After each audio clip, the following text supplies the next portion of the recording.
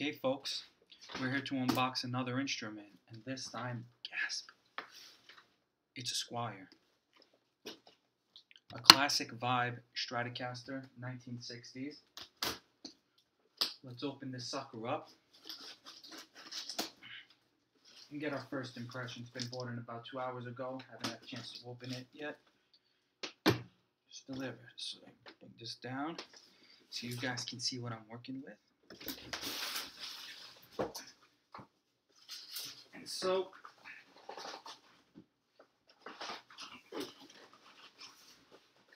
wow, talk about a tight fit. Jesus Christ. This is factory packing.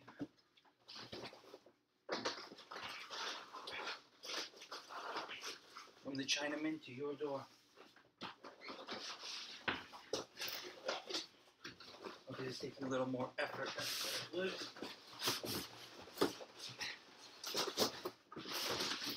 There we go. We got the sucker out. Uh-oh. That's not good. So, Chinese guitars, huh? Notice before I even open the package, look at this. There's parts flying all around this box. This thing's been abused. And now, we'll find out where it's from. That's right. First things first. The output jack is gone. So, this washer and this nut belong to that output jack, which is jacked in there. And I'm going to have to take that out and make sure. But while we're at it, the first thing you want to do with a Squier or anything that comes in from China is check for defects. So I'm going to show you what are some of the defects you've been looking for. Let's take this out the box real quick. So I can show you, this is a 2014 model. I wanted this particular color because although I have about 17, 18 guitars, my first was a Candy Apple Red Squier Affinity. I still have it back here somewhere. And boy, this thing is light. Extra light. That's got to weigh 3 or 4 pounds less than any other Strat that I have, including my old Affinity Strat, which is in red. This is both Candy Apple Red, so you can see the difference. Maybe it's because this one's a little bit aged, but the color's completely different. This one's from the Indonesia factory. This one's from China. And you look at the back, there's no skunk stripe on this one. So, but the weight difference is significant.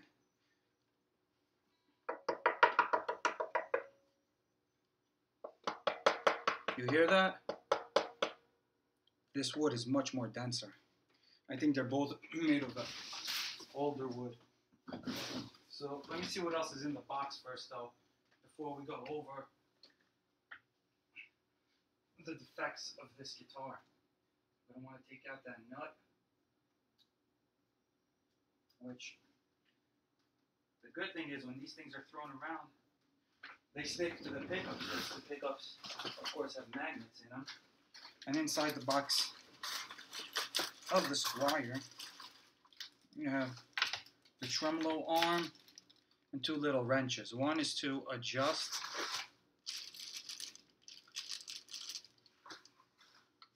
the string height on the bridge from the saddles, and one is for the truss rod. And when you get these, if you have a lot of guitars, the first thing you should do is take a magic marker, or a permanent one in my case, and write down Squier CV60 red, because I mix them up.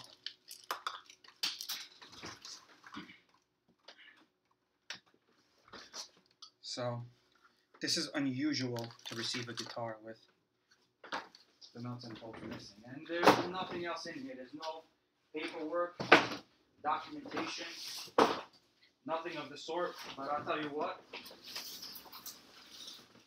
this is pretty good packaging, I'd say. It holds the guitar pretty well. I mean, it's custom formed specifically for a Stratocaster. Maybe fits the tele pretty well also. But that's something I will reuse to ship the guitar in. And put some bubble wrap around it. You know it's going to get there pretty safely.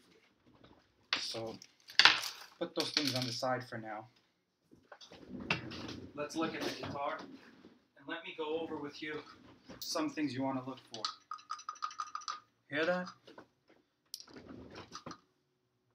That's not just a jack. There's a screw or something in there that's loose. So the first thing you want to do is check these knobs. Make sure they're nice and tight. None of them are extraordinarily loose.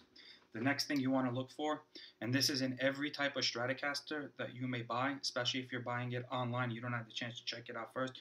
You need to ask the seller, are there any cracks at the neck pocket? This is something you need to check out, because while many people will insist they're just finish cracks, the reason why they're usually on there is because the neck is either bolted down too tight or it's been through too many humidity changes. And a lot of times people will just say the crack, which usually forms right out of this corner right here where the body is the thinnest because of the contours. And the way it's routed is that this piece of wood right on this corner is really thin.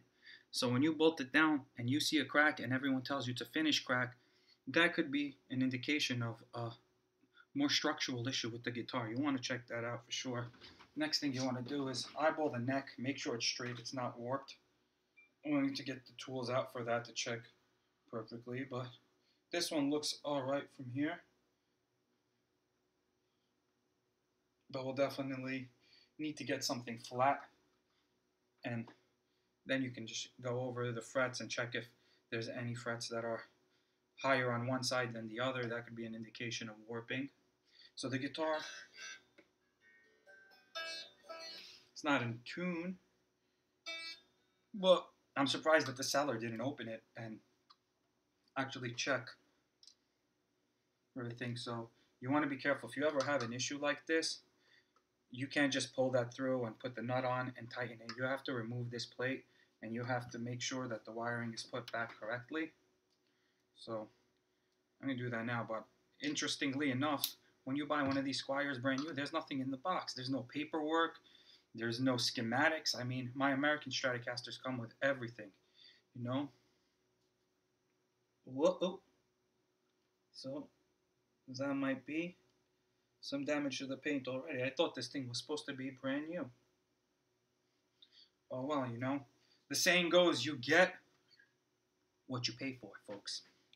You pay for a Squier, you get a Squier. You don't get a quality Fender instrument. And that's not to knock all of you that love these guitars. You most likely love them because you never played an American one or a Mexican one. You can't afford an American one or a Mexican one, and that's perfectly fine if you can't. But to go around with the quote-unquote blind test and say that this guitar is superior is not. Right off the bat, I can notice a few things. This bridge is garbage. Alright?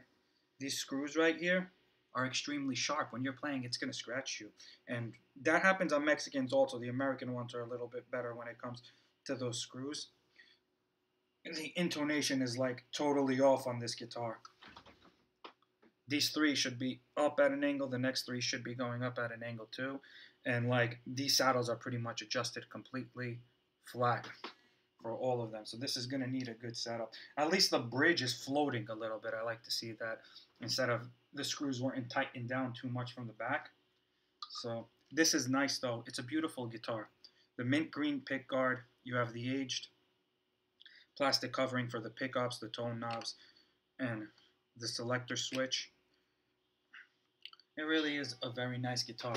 The neck on here, just by looking at it without even playing it, I can tell you that this neck looks really, really thin.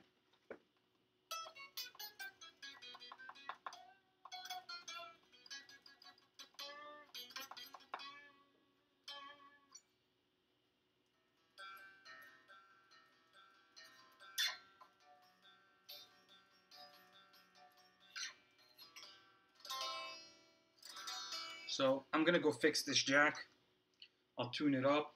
I'll plug it in. I'll see how it sounds, and I'll come back to you guys with another review. So that's pretty much what you get in the box when you buy one of these. So don't be expecting to get much. There is no information, no warranty information. That may just be the one I got. Maybe the place I bought it from removed all that stuff from the box, but it doesn't look like it came with any of it. So that's interesting. And thanks for watching. Check back. I'll put up another video soon.